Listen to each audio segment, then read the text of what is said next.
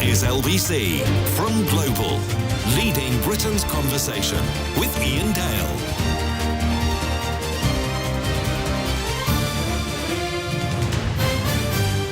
Hello, a very good evening. It's 7 on LBC. It's Iain Dale here with you until 10 o'clock tonight. We're streaming this hour of the programme. There's only 11 days to go until polling day, so we are entering the final straight. So we thought, how should we kick this week off? We thought, who better to get in the studio to take your calls than former Labour leader Neil Kinnock. Lord Kinnock, Neil, welcome. Good evening. Now, the last time we spoke, we did a podcast together.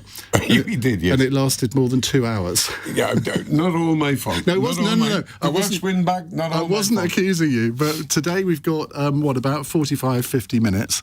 I'll start off with a few questions, but then we want to take calls from listeners. So if you have a question for Neil Kinnock, the number to call 0345 6060 973. I was thinking about what to ask you first, and you've been through 2 general election campaigns where you've led a political party, and presumably as polling day approaches, the pressures on the leader become even greater than they have been before. What's your advice to Keir Starmer for the last 10 days? Stay cool, stay Keir, basically, because he's run it pretty flawlessly, not just since the day the election was announced, but for much longer than that. And he's imposed on himself a degree of outward-looking self-discipline. They're all kinds of mixed metaphors there, but which means that the greater the pressure gets, I think it's probable the more he relaxes. He's like a good batsman, you know? Once he gets to 50, then 150 is a real possibility. And that's the kind of temperament he's got. I've only watched him playing football a couple of times, but he shows that on the pitch, 6-a-side, 8-a-side, and he shows that in his conduct as a leader.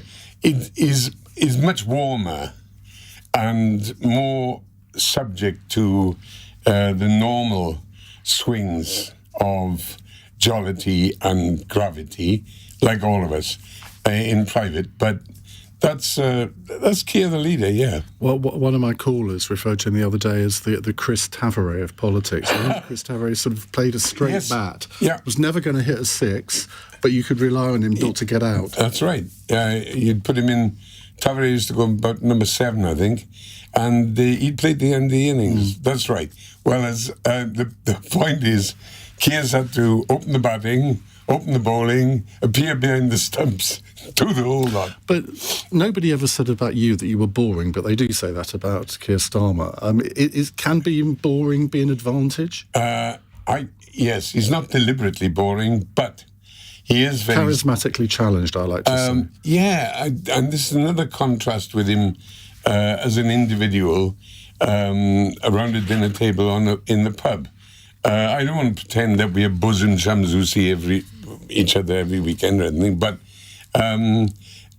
in public, he has always felt the need to be presentationally stern. I think that's partly the courtroom lawyer background. I think it's also temperamental, but the important, absolutely vital thing is after the giddiness of the last 4 or 5 years, the period over which he's been leader, I think it's pretty obvious, and I think he recognises it, that stable, mature, fully grown-up sobriety is something the country's looking for, and, he's got it in big packages. What do you make of his plans to reform the House of Lords? Because with his plans, you'd be out. Sure. Well, yeah, I'm over 80. I mean, I should be collecting my cards now. But it'll have to be phased, plainly. I think there's a formula that includes age, but also takes into account activity and attendance. And on all those formula, I'd be out anyway, because, by the time they get round to it, they'll be 83, 84, maybe even 85. But nevertheless, that isn't something that bothers me. What we've got to take some safeguard against is losing people who almost regardless of age, indeed, regardless of age, have a level of activity, dynamism, originality, high intelligence, that they'd be a loss as long as we've got a House of Lords. Now, getting rid of it and replacing it altogether is a different argument. The formula that the Labour Party is establishing is of retirement and displacement of the hereditary peers, 92 of them. And, that's a workable formula, unless you're going to uproot the whole institution. I could give you an argument for that, but it's not what has been adopted. So I think there'll be a very rational, sensible process of pretty rapid evolution. Do you think Labour has locked itself in too much on tax? Because Rachel Reeves has been very adamant that they won't be putting up taxes beyond, well, they're certainly not going to put up VAT, national insurance, or income tax. Yeah. But that, of course, has led to questions about, well, what about other taxes? Why can't you why can't you rule them out? Inevitably, and there are other areas of revenue that don't impose additional burdens on working people. And those areas of potential revenue have been listed by a number of dispassionate people, including the Institute for Fiscal Studies, and they are very good. Guy Johnson, who's written a whole book about it. And it isn't that Labour's looking round in the nooks and crannies and down the sofa to try and collect $1 billion here, $2 billion there, but that they will introduce, I'm certain, tax reform which will not inflict additional charges and burdens on people who earn their living from selling their labour, which is my definition of a worker. It includes you, it doesn't include me. But it does mean there will be a buoyancy of revenues that will enable the incoming Labour government to significantly improve vital public services without inflicting additional tax obligations on working people. You've just explained that in an entirely cogent way, but why is it that any Labour politician that you get on programmes like this and you put to them that, well, if you want to effect real change, that's the slogan of the campaign, you are going to have to find the money from somewhere. And there's this sort of almost panicked look because they can't go against the mantra of, well, we're not going to put up VAT, national insurance, etc. Well, but they can't identify other areas. But you just have. Well, the order of the day is mantras. We're in an election. And Keir, absolutely rightly, together with Rachel, has secured very disciplined attitudes and use of words among their colleagues. I applaud that raucously. The thing is, what they all know is that even if they were putting forward a wider agenda for fiscal changes, it would very definitely be distorted and misrepresented.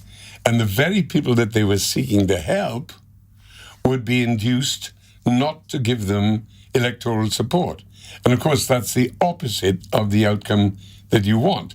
So consequently, they've got to be immensely cautious and very disciplined. I said, I made a very short speech last Friday in Wrexham at the Welsh Manifesto launch, where I found myself using the phrase, I think I'd been scratching around for it for a couple of weeks, caution is honesty. In the current conditions, caution is honesty. But you have been critical of them in the past by saying they're not being ambitious enough. I don't think I've actually said that. Hush my mouth, if that's really the case. Well, I've got an interview you did with the newspaper on the 20th of May, where that's how they quoted you anyway. Yeah, no, I'm sure it's an honest quotation. It might not have quite finished the sentence. Now, I can't swear to that. You 'Cause said, I'm I not total don't recall. think anybody thinks they're ambitious enough, but they are certainly progressive, and they're impressive. That'll do. Thank you, Ian. Lovely. Yes. Oh, I'm acquitted. Oh, I thought you banged to rights, but anyway.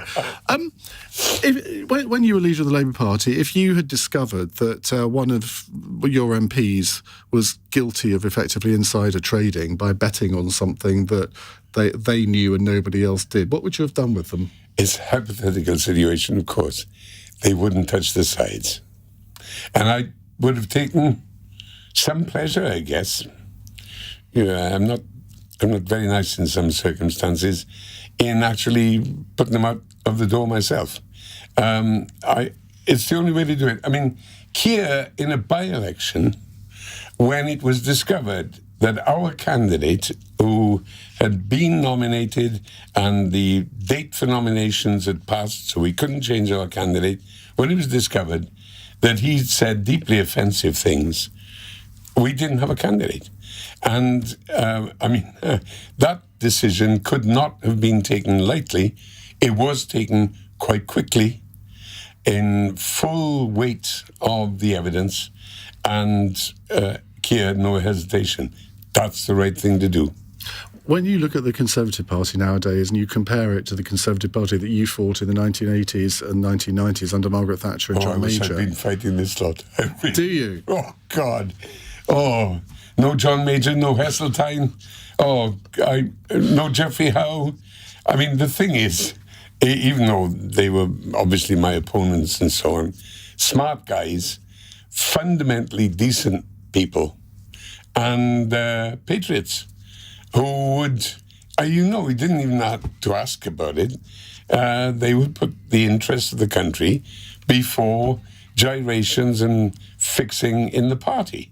And, that's all changed. And the Conservatives I know and respect, they don't have to be my friends, but there are people that I know and respect, are despairing at the... can you be superficial and hollow at the same time? Yeah, I know they are. And I wouldn't swap places with them. And I actually wouldn't wish that even on my most bloodthirsty enemies, because when they know that this has nothing to do with their personal commitment to public service, their membership of the Conservative Party, their innate decency, and there's nothing they can do about it, they despair. And that's a hell of a state to get to. That's the voice of Neil Kinnock. In case you hadn't recognised it, I'm sure you do. But Neil will be with us for the next half an hour or so, and he'll be taking your calls. So if you'd like to ask him a question, either on the election or anything else, 0345 6060 973. It's 17 minutes past 7. This is LBC.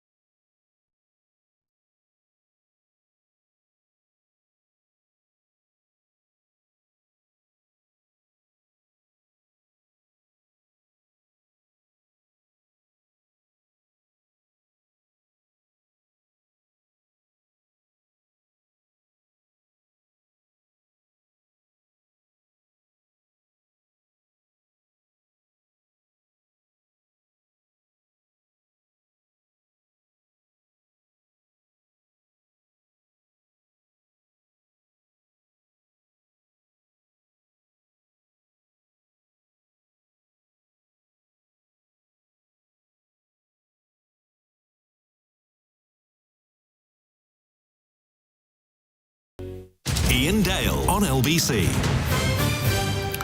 18 minutes past 7 on LBC. Neil Kinnock here answering your calls, 0345 6060 973. Hassan's in Cambridge. Hi, Hassan. Hello. Oh, well, he's not in Cambridge. He's disappeared, which is unusual for Hassan. Let's go to David, who is in Rumney. Hello, David. Oh, good evening, Ian. Yes, I'd like to ask Neil, it's a long time since I spoke to him, but with the possibility of the supermajority, how many people in the Labour Party, mirroring the effect of a large majority of the Tories, are queuing up to take Starmer's job? Now, is this David Evans? No, Former councillor? You knew me as Jungle Jim. Right, okay. Right, I got you. And it's Frimley with an H, of course, not the Cardiff one. Lovely. Nice to speak to you, David. The thing is, obviously, the job of being Prime Minister is much more attractive than having the job of Leader of the Opposition, which is a kind of life sentence. So I expect there to be a few people who aspire, but I don't think any of them think they could hold a candle to Keir Starmer. So we won't have any kind of a scrabble or, I think for many, many years yet, any kind of plotting and conniving at some kind of party coup. So Keir will not develop any false sense of security, but neither will he give a damn or think for 1 second about what happens to him. He's very, very intent, and I hope this gets through to people, really intent on doing the job and doing it to the best of his ability. I don't think he's given a second thought about what the future holds for Keir Starmer. All his thought is for what the future holds for the United Kingdom. I was going to say, of course, if he gets a thumping majority, that would really secure his position. But then, of course, Margaret Thatcher had a thumping majority. Oh, yes. I hate to remind you of that in 1987. Oh, yeah. And Boris Johnson did in 2019. And look what happened to them. Absolutely. And I do recall very particularly, as you will, Ian, that 6 weeks before Margaret Thatcher was defenestrated, she'd had the longest standing ovation in party conference history, 9 minutes standing ovation. And of course, the large chunks of the party still adored and adore the memory of Margaret Thatcher. But that's no guarantee of permanence. No, but I suppose, Harold Wilson, when he was Prime Minister, he had a big majority in his from 1966 onwards. And he always thought that there were loads of people out to get him, and there were actually, weren't there? Yes, but I suppose I've never been fortunate enough to be in the position of being Prime Minister. I think that a little grain of paranoia comes with the job. What I can say about Keir Starmer, he is less prone to that kind of suspicion and self-doubt than just about any politician I've ever come across, which is very much in his favour. The thing is, mind, Harold did inherit a party that was still bearing the divisions of the 1950s and early 60s. There were contestants, and they stretched from George Brown, who he defeated for the leadership, across to Roy Jenkins. And then there were little cabals and supper groups and so on. And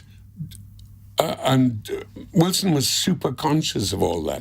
I actually had, I remember one conversation, I might have had 2 or 3 conversations with him about it, over a lunch table, quite light-hearted. And this was in the early 70s when he was leader of the opposition again, and I was a kid on the back benches. But he was very candid in making it clear to me that he was still looking over his shoulder. I thought it was just amazing, but some people are like that.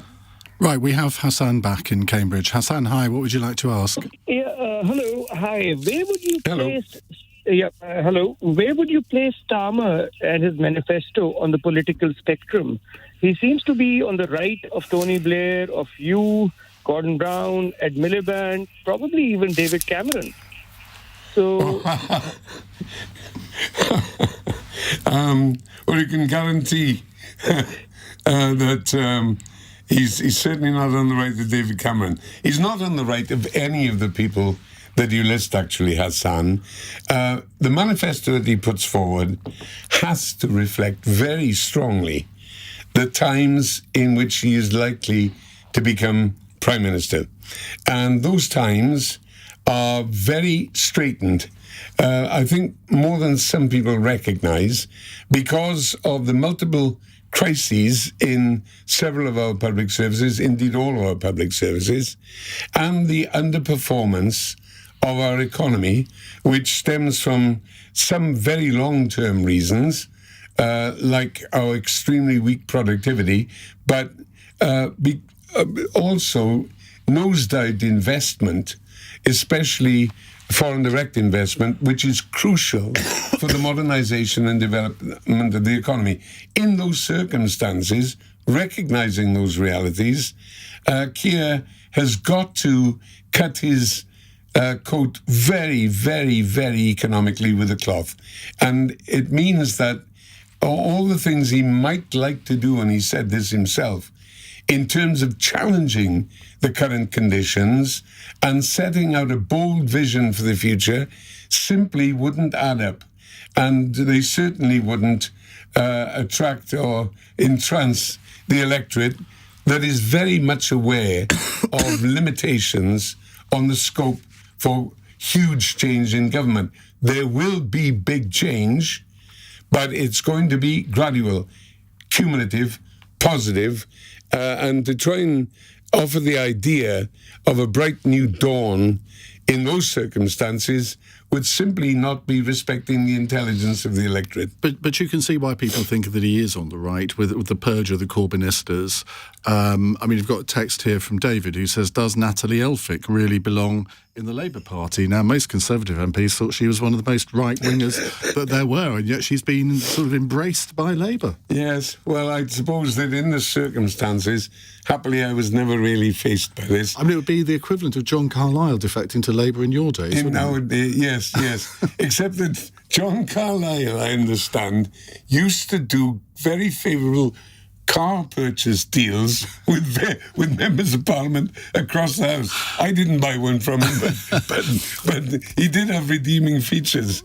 I don't know about Mrs. Elphicke, or I don't know anything about the lady, but I suppose if you're... Did it not make you just feel a little bit uncomfortable? Well, if he's steaming... Well, what I said at the time, off the cuff, maybe in the studio, I'm not sure, when somebody asked me about it, within about an hour of the news coming through, I said,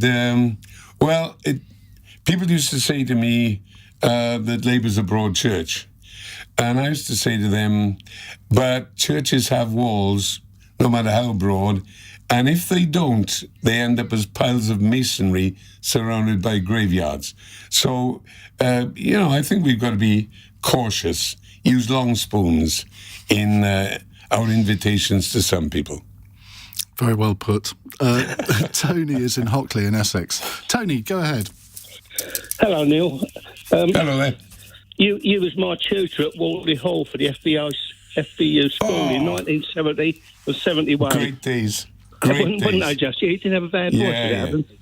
And what I'd like to ask you is, could you see any comparison with your fight with Derek Hatton and Neil Starmer's fight with Jeremy Corbyn?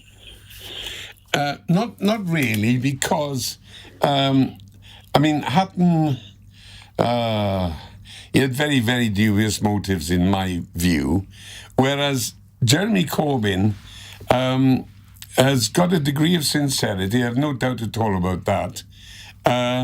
But really, in a sense, has always wanted the electorate to agree with him rather than accommodate the electorate. And while I understand that viewpoint politically, I've never been able to share it, because I think that in a democracy, you've got to ensure, especially as a radical party, as a democratic socialist party, you have to broaden your appeal by reaching out to people, including people who have previously radically disagreed with you. And so there's no real comparison between the Hattons of the world, ultra-leftist opportunists, and Jeremy Corbyn, who I've got fundamental disagreements with and I'm campaigning against in Islington North. We've got a terrific candidate there, and he'll be a very good Labour Member of Parliament. But nevertheless, I wouldn't insult Jeremy Corbyn by comparing him with Hatton. Thank you very much indeed, Tony. Gordon in Hampstead says, Harold Wilson had Marcia Williams, Margaret Thatcher had her Willie Whitelaw. Who would have been Lord Kinnock's prop had he been in office as PM? Glenys obviously accepted. Well, my first choice would be Glenys. Not least because she never, ever, ever interfered, infuriatingly sometimes, with any kind of political judgment. We'd have conversations and so on, but she'd never try to assert or insist on any stance. She was amazing in that respect, because I couldn't say I reciprocated that. Now, who? I had some damn good people with me. Kaufman was as smart as hell and an expert on the films of the 1950s, especially musicals, and ice cream throughout the world. But the point is about Kaufman, while he was an immensely useful counsellor, was no bullshit at all. I mean, straight down the line. If he didn't like it, he told you, and you could have an argument about it. And if he did like it, he would draw his sword and charge. Utterly dependable. Charles Clarke, who was my chief of staff, brilliant guy, a real rounded Renaissance man in many ways. Also very forceful. I did instruct my staff, which included terrific people who have gone on to do great things. Right at the start, you must give me the bad news. The good news I can manage. That's all right. You must give me the bad news, preferably before it happens. and they did. The instruction I also gave them, which I'm sorry they actually obeyed, was you must not keep diaries. Because the thing is, if they had kept diaries, they could have made a bloody fortune. But so it's their disadvantage that they obeyed me on that. But I suppose the equivalent of Marcia or Willie or whatever was a couple of members of the shadow cabinet, like Kaufman, and my own staff, who were straight down the line. Right. We have time for many more questions to Neil Kinnock. 0345 6060973. But first, the news headlines with Tim Humphrey. A research group says the UK's main political parties have failed to address stark choices over public finances in their manifestos. The Institute for Fiscal Studies is warning public services will struggle unless taxes or debt rise. Buckingham Palace says Princess Anne will make a full recovery after suffering minor injuries and concussion on her estate in Gloucestershire last night. She was taken to hospital from Gatcombe Park after she was apparently kicked or butted by a horse. The number of people crossing the English Channel in small boats has hit a record calendar year high. The Home Office says 257 people made the journey yesterday, taking the total so far over the first 6 months of 2024 to just over 12,900. LBC weather largely dry this evening, then some cloud and mist tonight, patchy rain in the northwest and a low of 11 degrees. This is LBC.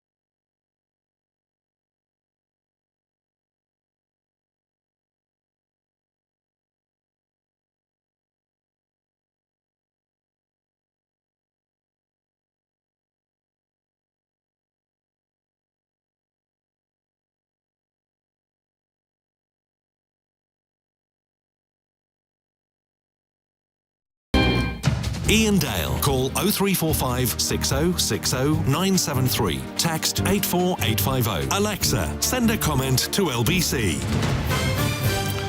7:34 on LBC. Now, Neil, you committed the cardinal sin of naming a candidate in a constituency, so you know what I have to do now. Yes. I have to read out all the candidates for Islington North, and there are quite a few of them.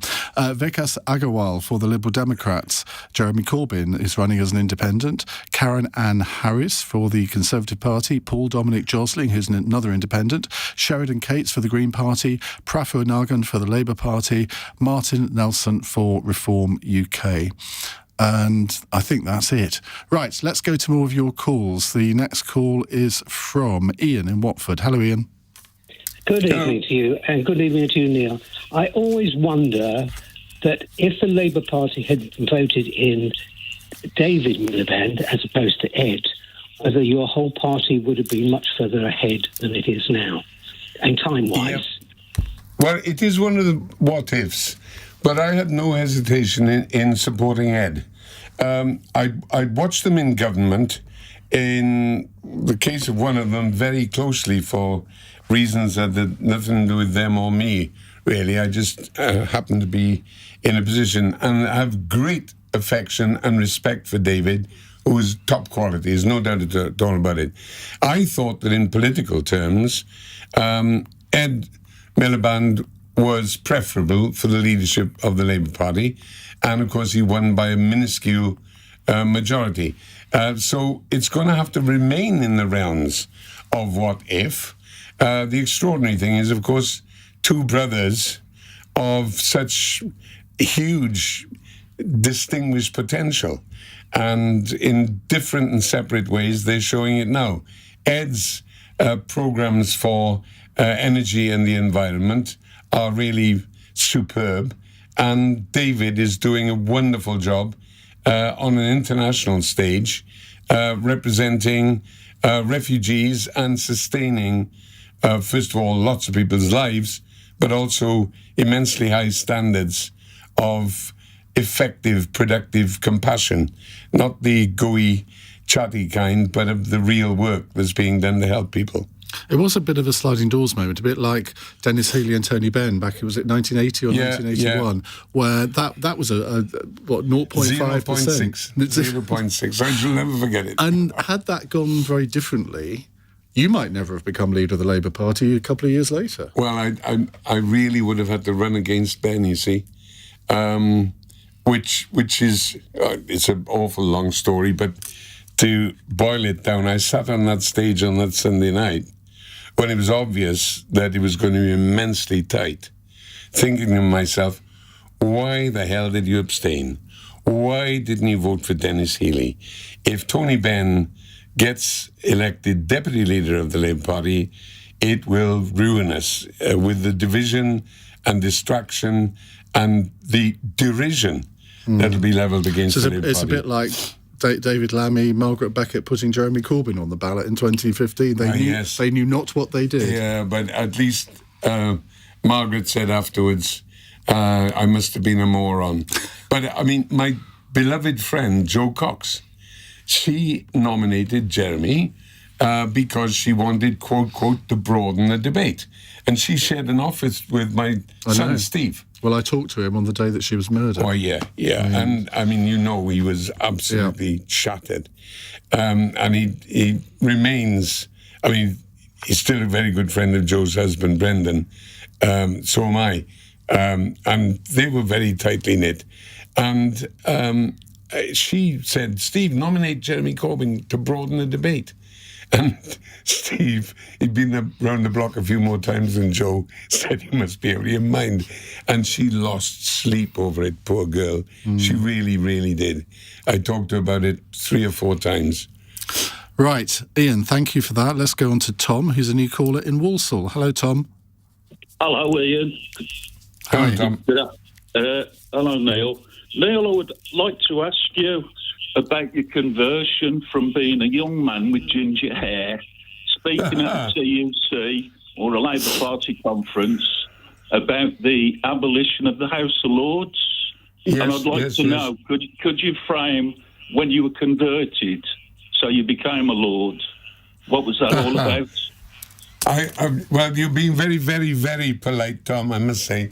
I actually never made a speech at either the TUC or the Labour Party conference about the abolition of the Lords. I did write an article in The Guardian, which has been quoted many, many times, particularly by the Daily Mail, in which I said, let's abolish the lot, all the brigands and the pirates and all the rest of them. I used some pretty colourful names. And I'll tell you why I did it. It was at a time in 1978, I think it was, when the House of Lords was blocking everything that the Labour government was seeking to propose and changes, including things like the Health and Safety at Work Act and other pieces of legislation. Now, I couldn't ever have described myself as a great fan of the House of Lords, which, after all, is one of the few non-elected legislatures on the whole planet.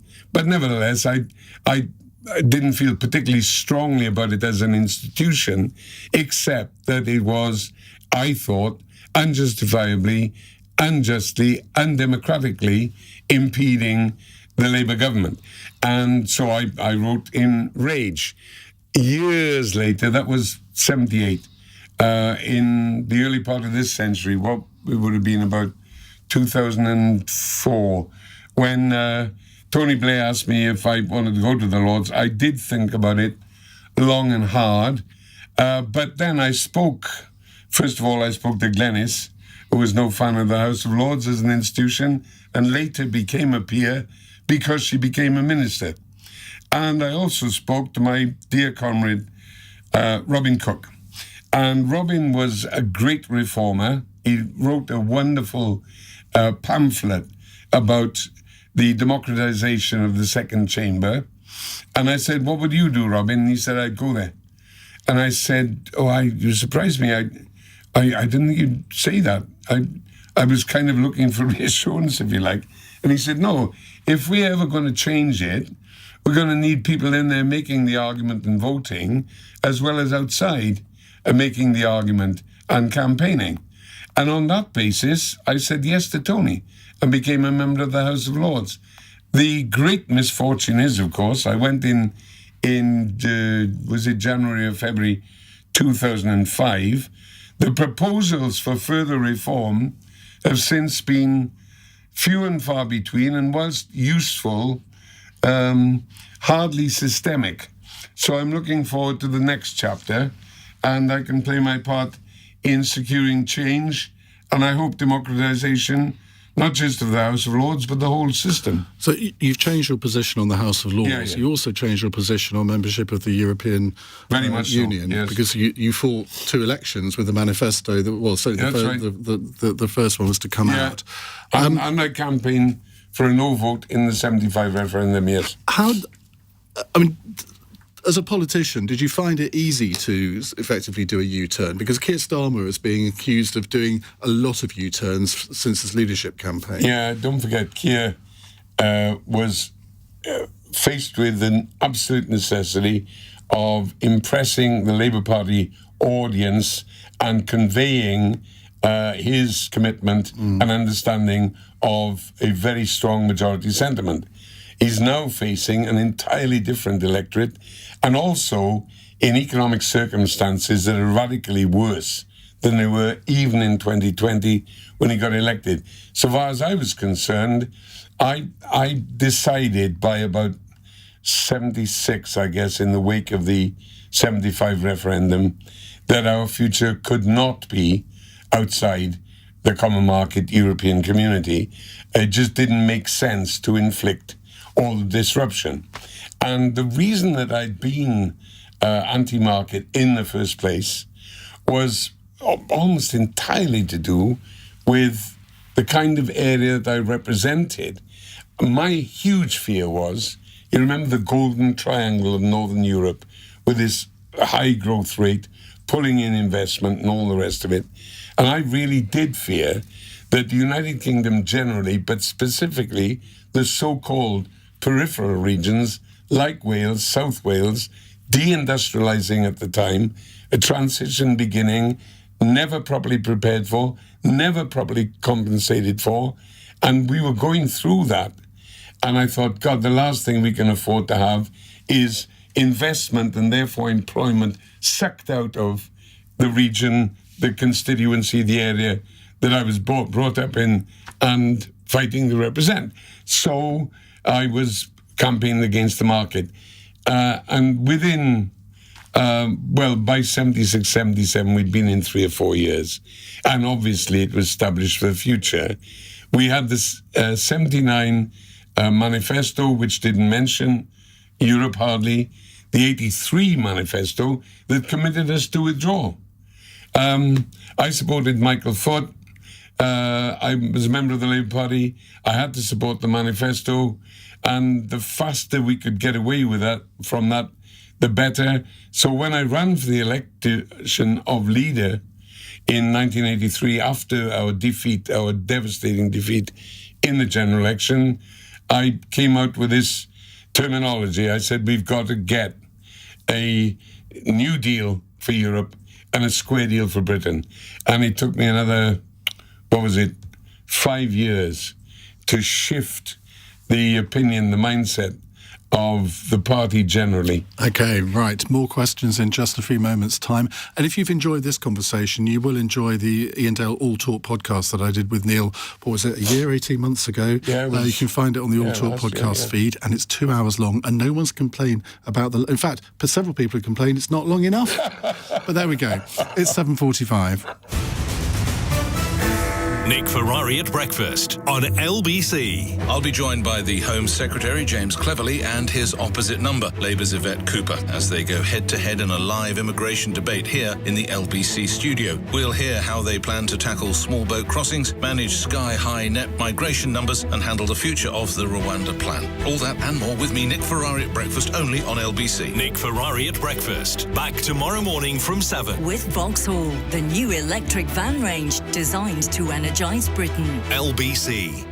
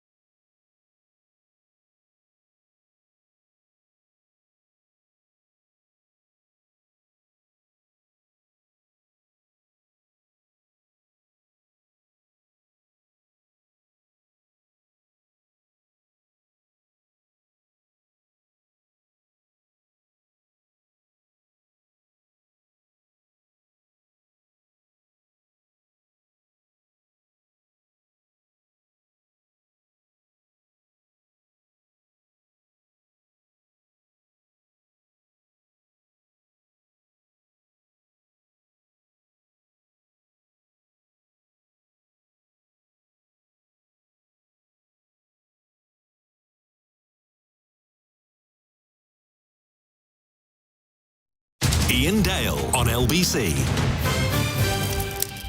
7:48, we're with Neil Kinnock. Question here from Graham, who says, my question for Neil is, when will he do his autobiography?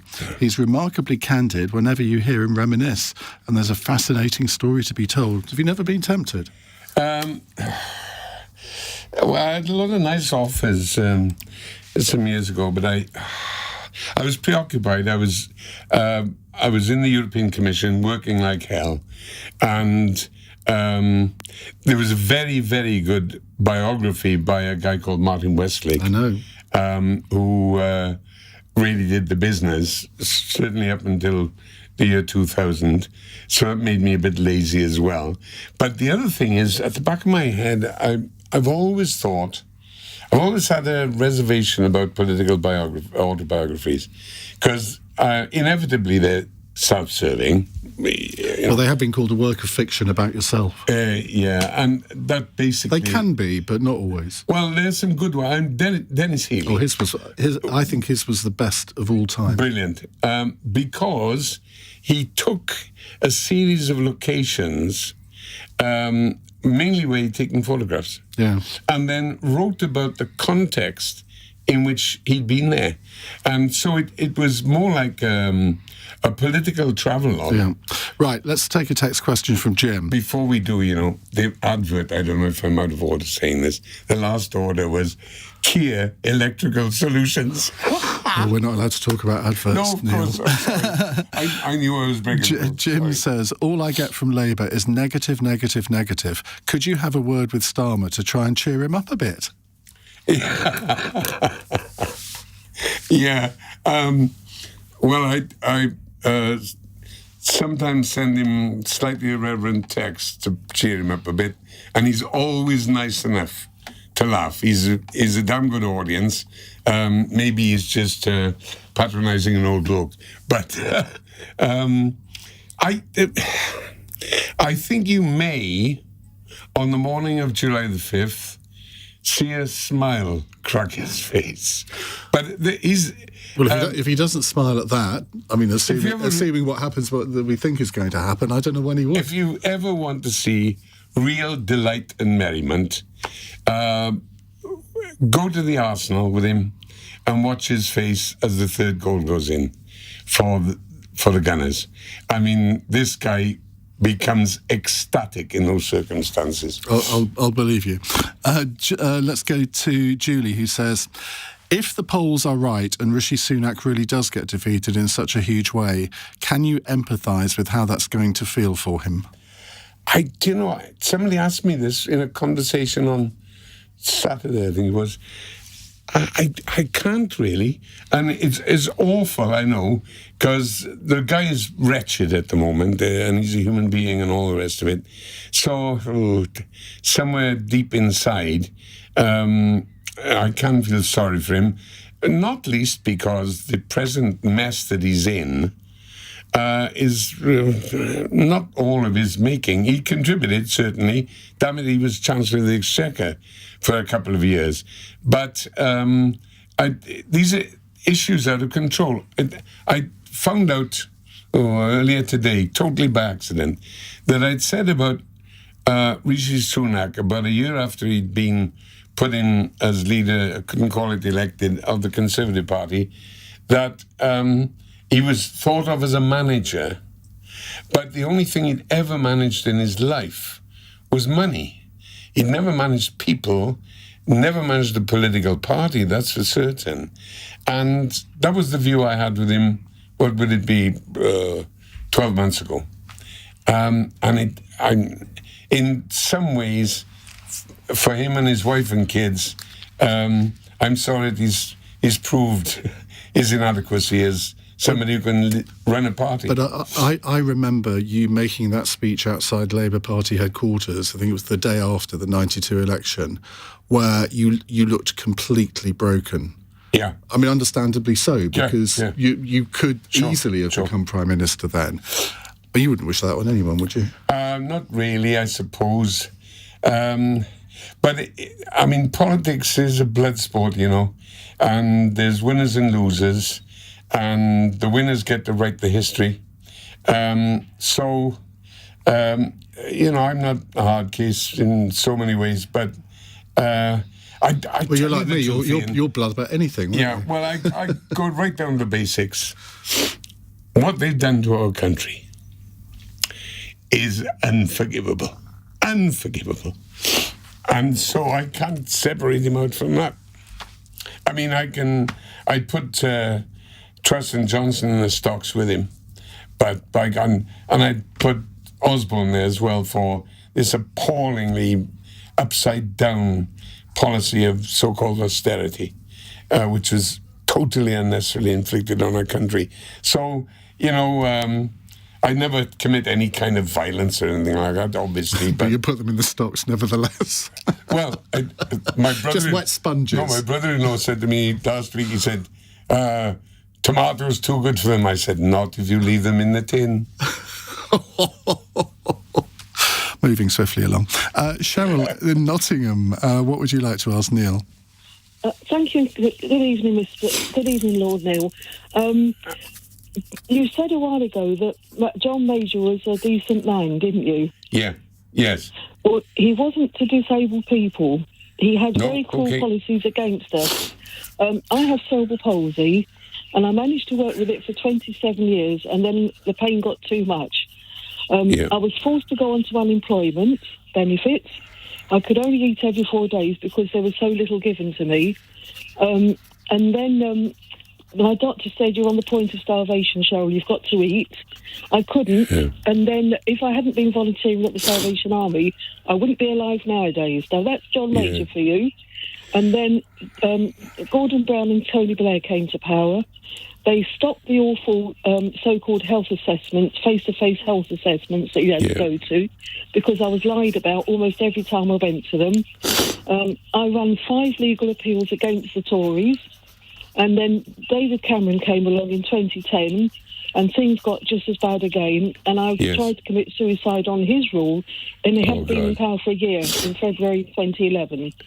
So that's what the Tories have done to me, love, and my anger keeps me going, and I tell every person I can find what was done to me, and also other physically and mentally disabled people. And I think people ought to know what's going on. It applies. So thank you for listening to me. Thank you for making that very, very clear statement. Because what it does, and I'm sure you're conscious of this, is demonstrate that politics does make a difference, and voting is vital. Because so many people say, oh, they're all the bloody same. You can't tell them apart. They're in it for themselves and all the rest of it. But you've just illustrated graphically the difference between one set of motivations in politics and a different set, the ones that you refer to under Gordon and Tony. Now, neither of those guys would say that they hit perfection in any way whatsoever. But you know from your own experience, and so do many other people, they were striving to make a different kind of condition for people with chronic ailments, whether physical or mental.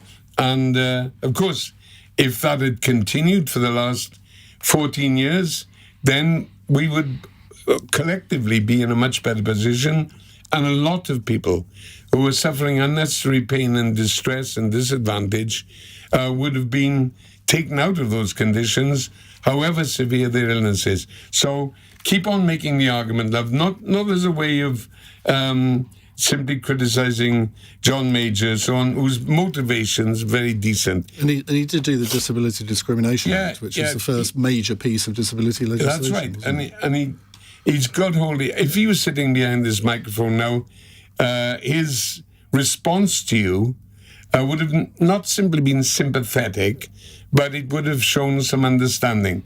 And I think that means that what we've got to do is to elevate the idea in our society and our politics that consideration for others in active terms, not just gushing terms, but active, practical terms, is the way in which we should judge our society. Now, thank you very much, Cheryl. I've got a WhatsApp message that I've had from a friend of mine, Grant Tucker, who you may have met over the years, but he says, I'm adoring you and Neil. As you know, I don't share Neil's politics, but as a working-class Welshman from Newport, he brings me such pride. I'll never forget his Why Am I the First Kinnock in 1,000 Generations speech, and it remains an inspiration to me to this day. I wish we had more passionate politicians like him today. Neil and Joe Biden are the same age. Has he ever thought about going back into frontline politics? No, but I do take some encouragement from the fact Joe's an ultra-decent guy. Even if he did nick your speech. Oh, yeah. Have you ever talked to him about that? Oh, yeah. We had great conversations about it. And he introduced me. The last time I actually was in a room with him was in 2007 in his office in the Senate. I was in the USA as chairman of the British Council. We were developing some projects in the USA. And I got into the outer office. You've been in the Senate, and you know they've got huge staffs. And so Joe was in his shirt sleeves. He said, hi. Wait a minute. And then went back into the office and said, folks, come here. So all his staff, 30 odd of them, came out and crowded into the main office. And he said, folks, I want to introduce you to my greatest ever speechwriter, Neil Kinnock. That makes me feel better, sort of think more of him, I have to say. Mike in Sutton says, thank you, Ian. This hour has been one of the most fascinating and insightful hours for a very long time. Well, it's not down to me, it's down to our guest, Neil Kinnock. I'm going to leave you with a final comment from Jane, who sent in a text saying, Glenys shaped you, Neil, such a lovely lady. Yeah. I know you would agree with that. Thank you so much. Coming up in the next hour, we're going to have slightly late to Cross Question, but I think you'll understand why. Kezia Dugdale is joining us on Cross Question, Associate Director of the Centre for Public Policy at the University of Glasgow, former leader of the Scottish Labour Party. Tom McTague